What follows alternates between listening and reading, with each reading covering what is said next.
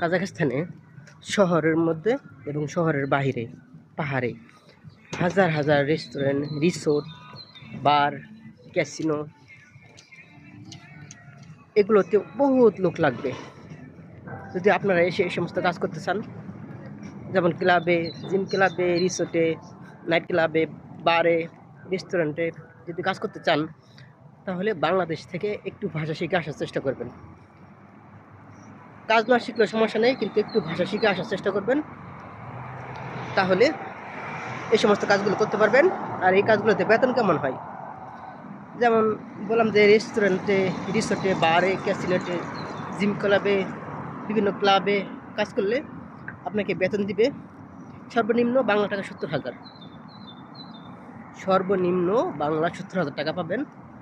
Duty হয়ে থাকে সর্বনিম্ন 12 ঘন্টা। সর্বনিম্ন 12 ঘন্টা হয়।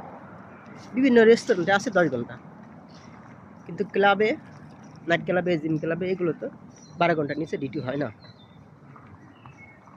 তো আপনারা যারা কাজাখস্তানে এসে এগুলোতে কাজ করতে ইচ্ছুক, তারা অবশ্যই একটু ভাষা শিখে আসবেন। এই ভাষা শেখাতে আপনার অনেক উপকার হবে। ভালো ভালো জায়গাতে কাজ পাবেন, কাজ চেঞ্জ করতে পারবেন।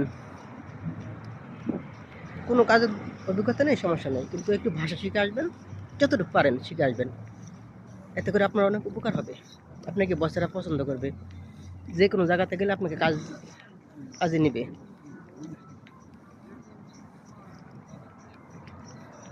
আর আমার ভিডিওগুলো যারা দেখেন সবাই শেয়ার করবেন, বেশি বেশি শেয়ার করবেন, সাবস্ক্রাইব করে রাখবেন, লাইক দিবেন।